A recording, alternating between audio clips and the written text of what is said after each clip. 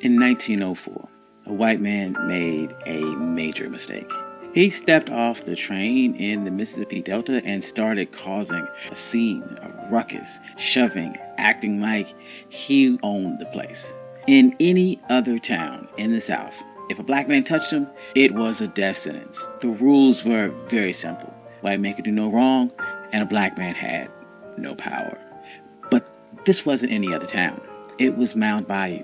The marshal stepped out in front of the crowd, and he was a black man wearing a press uniform and a badge on his chest that gave him the full power of the state. He didn't look down. He didn't ask for permission. He walked right over to the man and put his hand on his shoulder and told him that he was under arrest. Imagine the confusion on his face. He was looking around for a white officer to save him. He was looking for a white judge to dismiss his charges. But he realized a terrifying truth. None of that was coming. The mayor was black, the judge was black, and the cops were black. For the first time in his life, the color of his skin was not a get-out-of-jail-free card. And this is the story of Mound Bayou. This is One Mic Black History. I'm your host, Country Boy. If you like stories like this, you can find more stories at onemichistory.com. But without further ado, let's get started.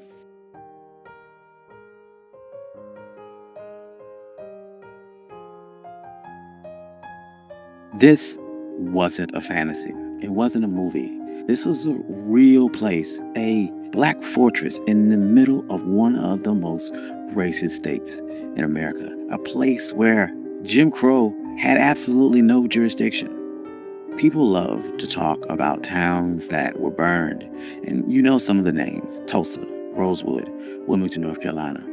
We share the pictures of the smoke and the ruins because it fits the story that we've been taught that everything we've ever built, they destroyed it. But that doesn't tell the complete story. There was a town that they couldn't burn.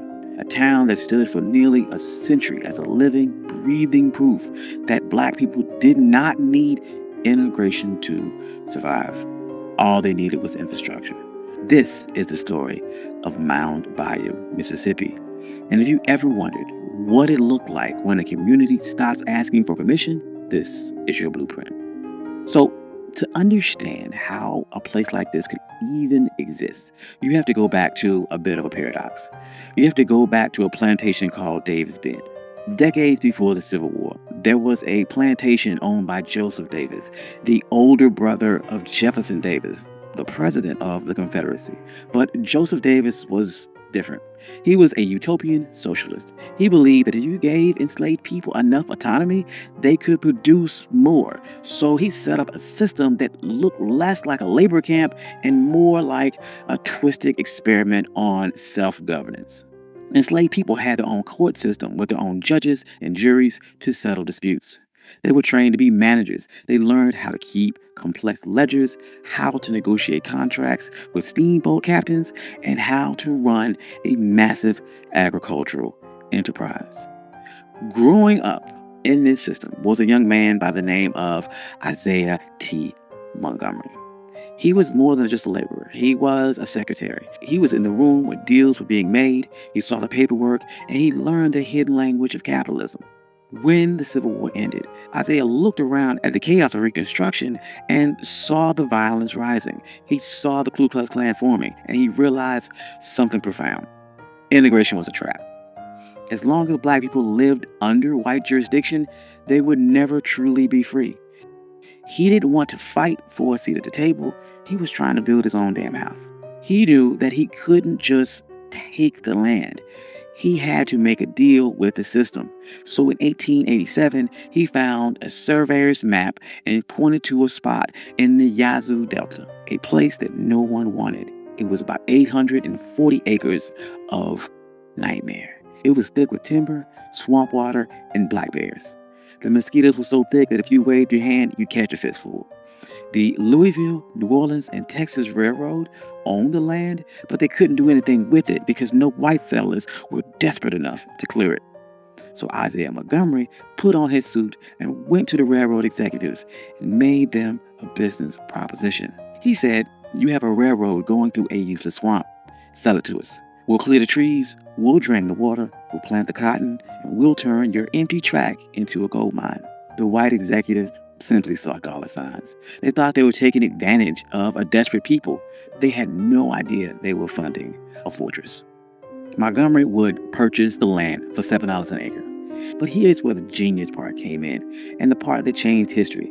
He set up a charter for the town. The policy included that the land in Mound Bayou could only be sold to other black folks. Think about that. He used the exact same restrictive covenants that white neighborhoods like Levittown used to keep us out, but he flipped that weapon. He used it to keep the oppressors out. This created an invisible wall around his town. If you didn't own the land, you couldn't vote in the town elections. If you couldn't vote, you couldn't be the sheriff. You couldn't be the judge.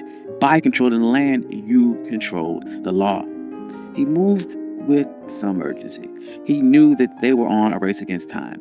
The first settlers crept through in rough shanties, fighting off malaria and wild animals while clearing the trees by hand. But within a decade, the swamp was gone, and the place was a bit of a miracle. By 1907, if you walked through the streets of Mound Bayou, you wouldn't have seen the struggle. You would have seen power. There were 13 black-owned stores. You would see 3 cotton gins humming with machinery. You would see a train depot that was busier than some of the white depots in neighboring towns. They even printed a newspaper, The Demonstrator, because if you didn't control the media, someone else would write your story for you. But this isn't just about buildings. The town also closed the loop on economics. In most places, a black farmer would grow his cotton, but he'd have to take it to a white gin to be processed. The white owner would then cheat him on the weight, and then he would take his money to a white bank where they would charge him predatory interest, and he would spend it in a white store that wouldn't even let him try on shoes. Every black dollar went into white hands immediately. But Mound Bayou changed that. The cornerstone of this strategy was the Bank of Mound Bayou, founded in 1904 by Charles Banks. They called him the Wizard of Finance. He understood that freedom wasn't real unless you could fund it. When he opened the bank, it wasn't just a place to store cash. Farmers from all over the Delta, even outside of the town, started to bring their money to Charles Banks because when he walked to the lobby, they were treated like human beings. They could get a loan to buy seed or equipment without signing away their dignity. And that money stayed within the town. The bank lent that money to the grocer hired a carpenter, the carpenter played the doctor, and the dollar circulated 5, 6, 7 times before it left the community. But the greatest test of this infrastructure wasn't just banking, it was survival. During the 1940s, if you were black and you got sick in the Mississippi Delta, you were in trouble. White hospitals would not take you, or you were thrown in the basement ward with no heat and no nurses. You could die from a simple infection because you were on the wrong side of the color line. So Mound Bayou decided to build a healthcare system. They didn't ask the government for a grant, they went to fraternal orders. We often forget groups like the Knights and Daughters of Tabor. These were secret societies, benevolent orders where the members paid small monthly dues, mostly nickels and dimes. It was the original crowdfunding.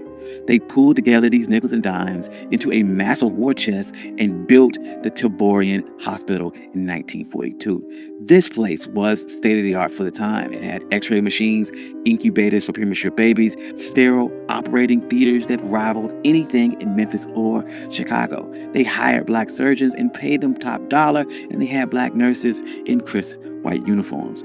For a sharecropper who spent his whole life being called boy, walking into a black hospital had to be a life-changing experience. The man running this hospital was Dr.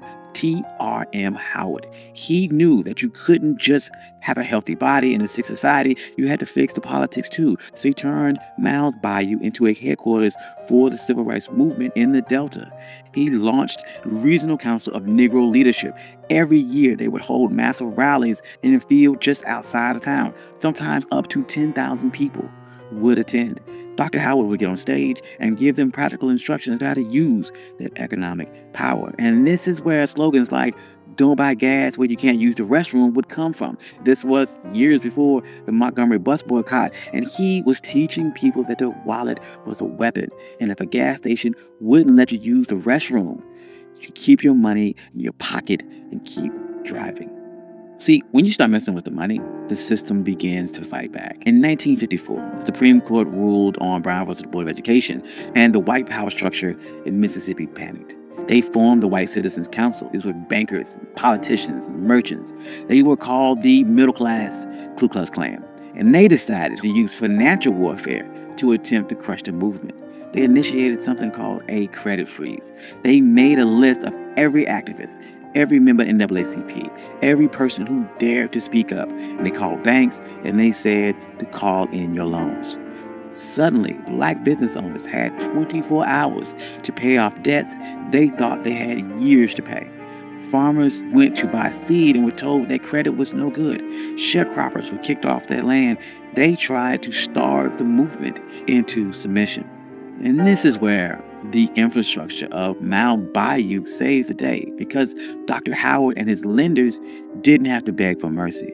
They could look at the map and they organized what they called an anti-freeze fund. They reached out to the Tri-State Bank of Memphis and other black-owned institutions, and they moved massive amount of capital into the Delta. When a white bank called in a loan on a black activist, Dr. Howard could step in and say, "We will take on that debt." They would pay off the white bank and refinance the loan for the black institution. This kept storekeepers stocked, this kept mortgages current, and this kept black trucks moving. But these type of efforts don't make headlines. It wasn't a march. It was a wire transfer. And that wire transfer saved the movement. It bought them time. And in a long war, time can be the most expensive commodity. This black fortress protected people in ways that went beyond money. When Emmett Till was murdered just a few miles away, the trial was a dangerous farce. Black reporters and witnesses were threatened with death if they testified. Where did they go? They went to Mound Bayou. Dr. Howard turned his home into a command center. He set up an armed guard. He had a safe house. Mamie Till Mobley, Emmett Till's mother, even stayed there.